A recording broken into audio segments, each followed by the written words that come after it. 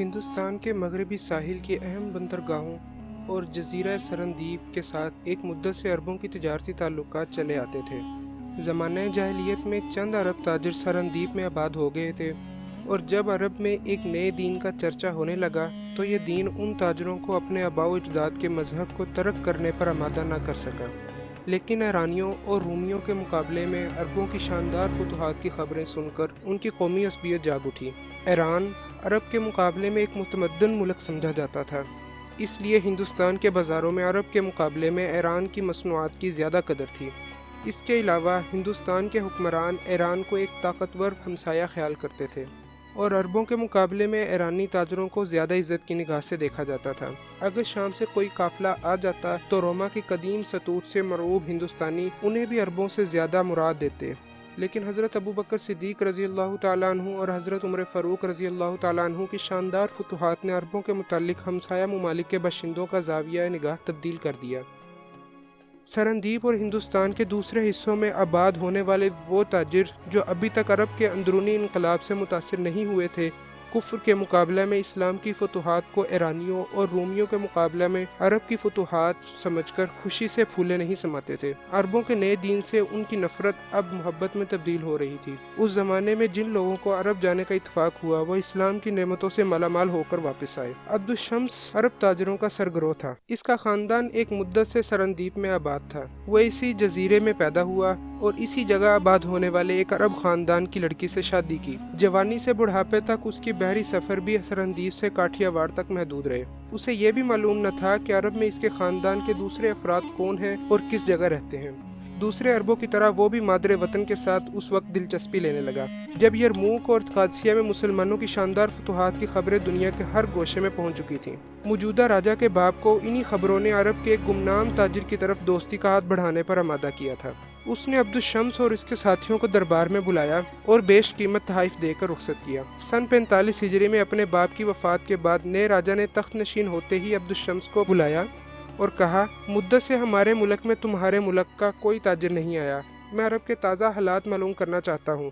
مجھے تمہارے نئے دین کے ساتھ دلچسپی ہے۔ اگر تم وہاں جانا پسند کرو تو میں تمہارے لیے ہر سہولت مہیا کرنے کے لیے تیار ہوں۔ عبد الشمس نے جواب دیا، آپ کے منہ سے میرے دل کی دبی ہوئی آواز نکلی ہے، میں جانے کے لیے تیار ہوں۔ 5 عرب تاجروں کے سوا باقی سب عبد الشمس کا ساتھ دینے کے لیے تیار ہو گئے۔ 10 دن بعد بندرگاہ پر ایک جہاز کھڑا تھا اور عرب اپنے بال بچوں سے رخصت ہو رہے تھے۔ عبد الشمس کی بیوی فوت ہو چکی تھی۔ اس نے سینے پر پتھر رکھ کر اپنی اکلوتی بیٹی کو الوداع کیا۔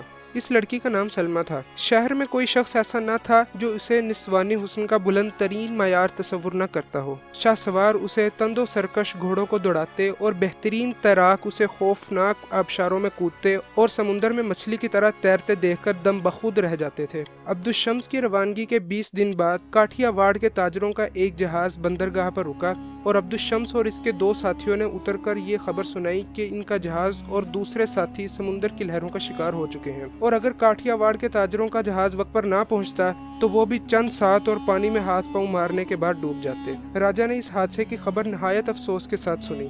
سندھی تاجروں کے سردار کا نام دلیپ سنگھ تھا اور 3 عربوں کی جان بچانے کے عوض اسے 3 ہاتھی انعام دیے۔ راجا کو مہربان دیکھ کر دلیپ سنگھ اور اس کے ساتھیوں نے وہاں آباد ہونے کا خیال ظاہر کیا۔ راجا نے خوشی سے ان کی یہ درخواست منظور کی اور شاہی خزانے سے ان کے لیے مکان تعمیر کروا دیے۔ چند سال کی وفادارانہ خدمات کے بعد دلیپ سنگھ راجا کے بحری بیڑے کا افسر اعلیٰ بنا دیا گیا۔ اس واقعے کے 3 سال بعد ابو الحسن پہلا مسلمان تھا جسے تجارت کا ارادہ اور تبلیغ کا شوق اس دور افتادہ جزیرے تک لے آیا۔ کئی ہفتے کے سفر کے بعد ایک صبح ابو الحسن اور اس کے ساتھی جہاز پر کھڑے سرندیپ کے سرسبز ساحل کی طرف دیکھ رہے تھے۔ بندرگاہ کے قریب مرد، عورتیں اور بچے کشتیوں پر سوار ہو کر اور چند تیرتے ہوئے لوگ جہاز کے استقبال کو نکلے۔ ایک کشتی پر ابو الحسن کو جزیرے کی سیاہ فام اور نیم عریاں عورتوں کے درمیان ایک اجنبی صورت دکھائی دی۔ اس کا رنگ سرخ و سفید اور شکل و صورت جزیرے کے باشندوں سے بہت مختلف تھی۔ دوسری کشتیوں سے پہلے جہاز کے قریب پہنچنے کے لیے وہ اپنی کشتی پر کھڑی 2 تنومند ملاحوں کو جو کشتی کے چپو چلا رہے تھے ڈانٹ ڈپٹ کر رہی تھی۔ یہ کشتی تمام کشتیوں کو پیچھے چھوڑتی ہوئی جہاز کے ساتھ آ لگی۔ لڑکی نے ابوالحسن کی طرف دیکھا اور اس نے بے باک نگاہوں کا جواب دینے کی بجائے منہ دوسری طرف پھیر لیا۔ ابوالحسن کے ساتھیوں کو بھی عورتوں کا نیم اریاں لباس پسند نہ آیا۔ حسین لڑکی نے جہاز والوں کی بے اعتنائی کو اپنی توہین سمجھتے ہوئے سرندیپی زبان میں کہا، لیکن جہاز پر سے کوئی جواب نہ آیا۔ اچانک ابوالحسن نے کسی کی چیخو پکار سن کر نیچے دیکھا۔ کشتی سے 8-10 کے فاصلے پر وہی خوبصورت لڑکی پانی میں غوطے کھا رہی تھی اور کشتی والے اس کی چیخو پکار کے باوجود سخت بے اعتنائی سے اس کی طرف دیکھ رہے تھے۔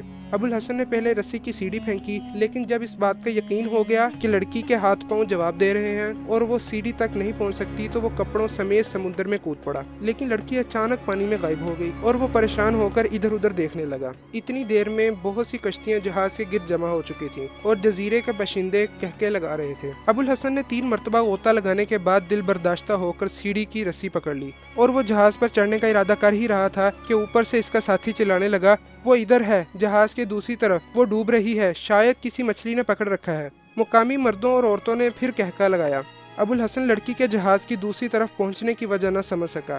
تشویش اور حیرانی کے ملے جلے جذبات کے ساتھ اس نے جلد ہی پھر غوطہ لگایا اور جہاز کے نیچے سے گزرتا ہوا دوسری طرف پہنچ گیا۔ وہاں کوئی نہ تھا، اوپر سے اس کا وہی ساتھی شور مچا رہا تھا۔ وہ ڈوب گئی، اسے مچھلی نگل گئی۔ ابوالحسن مایوس ہو کر پھر دوسری طرف پہنچا۔ اس دفعہ لوگوں کے کہکہوں میں اس کے ساتھی بھی شریک تھے اور ایک عرب نے کہا، آپ آ جائیے، وہ آپ سے بہتر تیر سکتی ہے۔ ابوالحسن نے کھسیانہ ہو کر سیڑھی پکڑ لی، لیکن ابھی ایک ہی پاؤں اوپر رکھا تھا کہ کسی نے اس کی ٹانگ پکڑ کر پانی میں گرا دیا۔ اس نے سنبھل کر ادھر ادھر دیکھا تو لڑکی تیزی سے سیڑھی پر چڑھ رہی تھی۔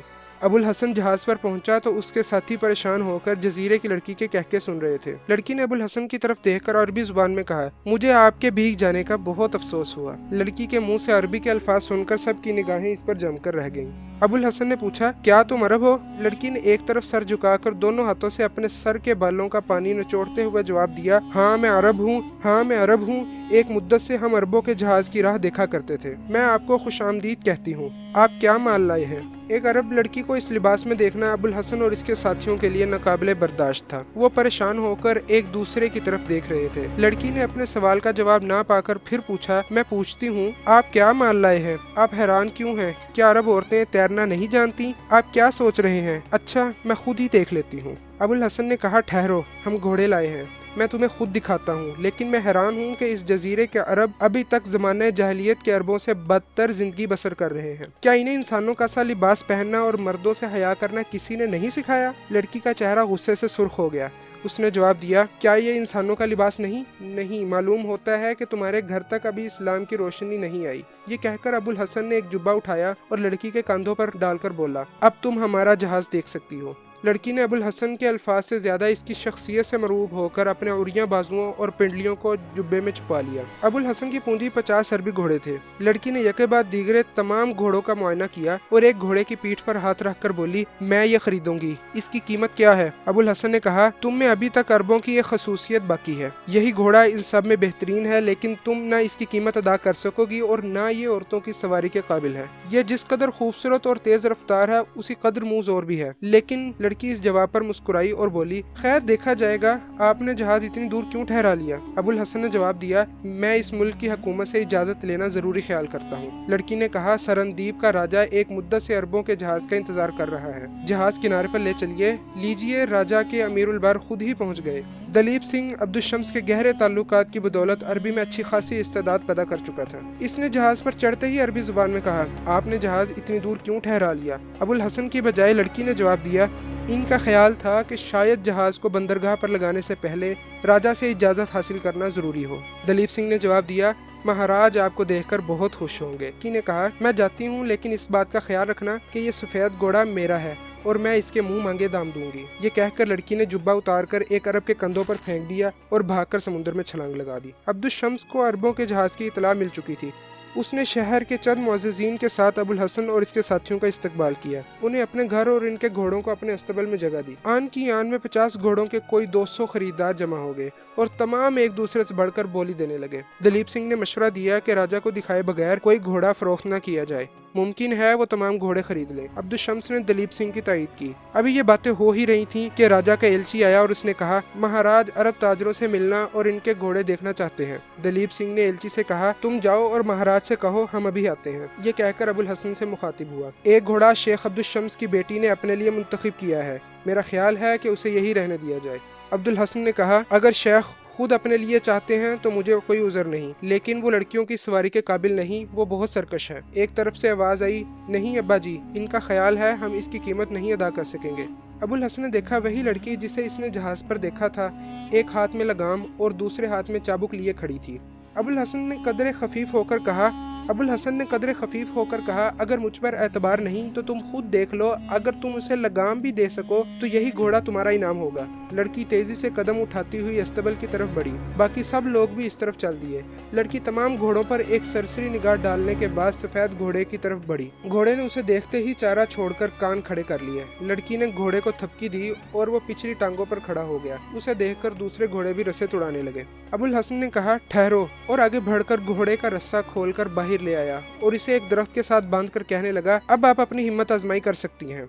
लड़की ने अचानक आगे बढ़कर एक हाथ से घोड़े का निचला जबड़ा पकड़ लिया और दूसरे हाथ से जख्मी दरिंदे की तरह तड़पते, उछलते और कूदते हुए जानवर के मुंह में लगाम ठोंस दी। तमाशाइयों ने हैरानी पर काबू न पाया था कि इसने रस्सा खोला और घोड़े की पीठ पर सवार हो गई। घोड़ा चंद बार सीखपा होने के बाद छलांगे लगाता हुआ उस मकान से बाहर निकल गया। शेख अब्दुल शम्स ने फखरिया अंदाज में कहा, अरब की घोड़ियों ने ऐसा घोड़ा पैदा ही नहीं किया जिस पर सलमा सवारी न कर सकती हो।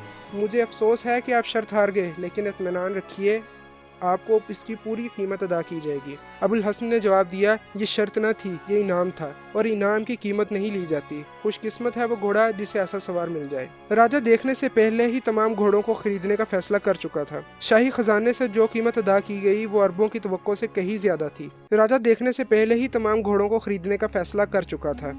शाही खजाने से जो कीमत अदा की गई वो अरबों की तवक्को से कहीं ज्यादा थी।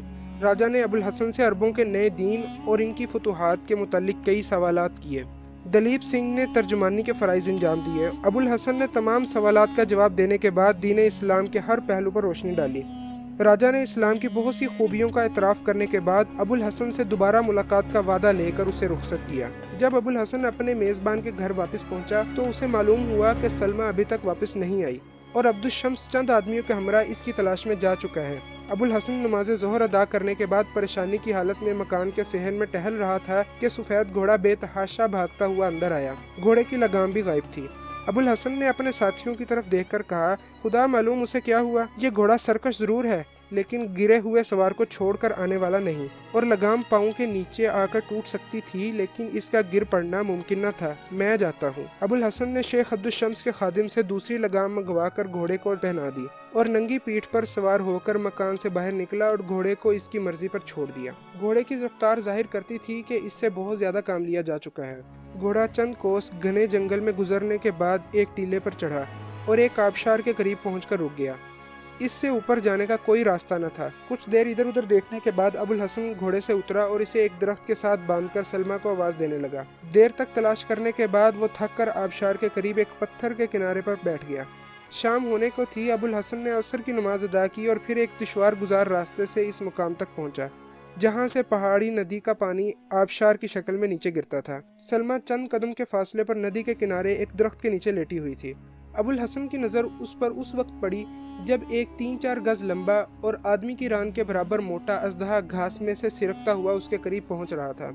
अबुल हसन सलमा सलमा कहता हुआ भागा और उसका बाजू पकड़कर घसीटता हुआ चंद कदम दूर ले गया। सलमा ने हल्की सी चीख के साथ आंखें खोली। अजदहा शिकार को जाता हुआ देखकर फुंकारता हुआ लपका। इतनी देर में अबुल हसन नयाम से तलवार निकाल चुका था। नाज़रीन, आज की नशिस्त का अख्ताम हम यहीं करेंगे। इसके बाद हम देखेंगे कि अबुल हसन सलमा को अजदहे से बचा पाया या नहीं। ये जानने के लिए हमारा चैनल सब्सक्राइब कर लीजिएगा। अल्लाह निगहबान।